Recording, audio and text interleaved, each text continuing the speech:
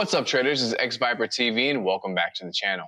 Now, every trader has heard of moving averages. Some say they're the most reliable trend indicator ever. Others call them outdated and useless in today's fast markets. The truth? Moving averages can absolutely give you an edge, but only if you understand when they work and when they don't. Let's break it down. Welcome to the first episode in our new series, where we break down the most popular indicators and test if they still hold up in today's market. We'll start with the moving average. I'll explain what it is, how different types work, real chart examples, and the biggest mistakes traders make with them. By the end, you'll know exactly when to trust them and when to leave them off your chart. Now, before we get started, this video is for educational purposes only. I am not a financial advisor, and you should definitely trade at your own risk. Now, what is a moving average? A moving average is a tool that smooths out price over time. Instead of focusing on every small tick up or down, it gives you the overall direction of the market. But not all moving averages are the same. Here's the difference. SMA, simple moving average. Every candle in the look back period counts equally. It reacts the slowest. EMA, exponential moving average, gives you more weight to recent candles, so it reacts faster. And WMA, weighted moving average, takes it even further, hugging price the tightest. Notice how the SMA lags while the EMA and WMA stay closer to price. That difference is why traders pick one over another. Now we'll go into how traders use moving averages. 1. A trend filter. The 200 SMA is one of the most widely followed lines on any chart. Big funds, algos, and institutions all watch it. If price is above it, they treat the market as bullish. Below it, bearish. That makes it a powerful long-term filter. 2. Dynamic support and resistance. Intraday traders often use the 50 EMA. When a market is trending, you'll see price pull back, tap the EMA, and then continue in the same direction. It acts like dynamic support or resistance level. Then there are crossovers. The golden cross, when the 50 SMA crosses above the 200 SMA, signals a potential long-term bull market. On smaller time frames, traders use faster EMAs like the 9 crossing the 21 to catch intraday momentum shifts. But here's the catch. Moving averages are lagging indicators. They follow price, they don't predict it. In trending markets, they keep you aligned with momentum. But in sideways, choppy conditions, they'll whipsaw you. Price slices above and below the line, leaving you with nothing but stop outs. So do moving averages still work in today's market? The answer is yes, but only with the right context. They work best as confirmation, not a standalone entry tool. Use them to filter trend direction, spot clean pullbacks, or add Confluence to your setups. Combine them with price structure, volume, and VWAP, and they'll keep you on the right side of the market. Use them blindly, and they'll cost you. Moving averages aren't a magical formula. They're just one piece of the puzzle. But when you understand how they work and when to trust them, they'll give you confidence to stay in trades longer and avoid fighting the trend. In the next episode of the series, we'll break down the RSI, the relative strength indicator. Traders love it for spotting overbought and oversold conditions. But does it really predict reversals? Or is it another lagging trap? Make sure to subscribe and hit that bell so you don't miss that one. So if this video helped you out, make sure to hit that like button and comment down below. Do you use moving averages? This is xVyperTV. Thanks for watching and happy trading.